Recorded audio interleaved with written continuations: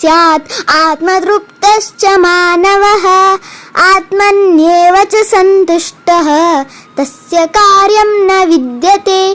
ಪದಚ್ಛೇದ ಅನ್ವಯಾರ್ಥ.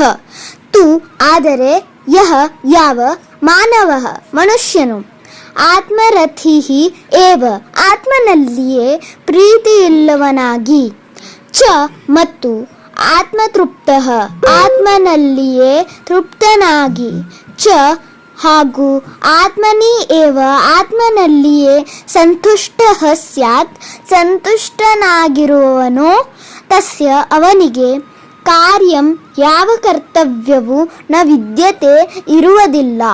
ಶ್ಲೋಕಾರ್ಥ. ಆತ್ಮನಲ್ಲಿಯೇ ರಮಿಸುತ್ತಿರುವವನು, ಆತ್ಮನಲ್ಲಿಯೇ ತೃಪ್ತನಾಗಿರುವವನು, ಆತ್ಮನಲ್ಲಿಯೇ ಸಮಾಧಾನ ಹೊಂದಿರುವವನು ಮಾಡಬೇಕಾದ ಕಾರ್ಯವು ಯಾವುದೂ ಇಲ್ಲ. ಹರಿ ಓಂ.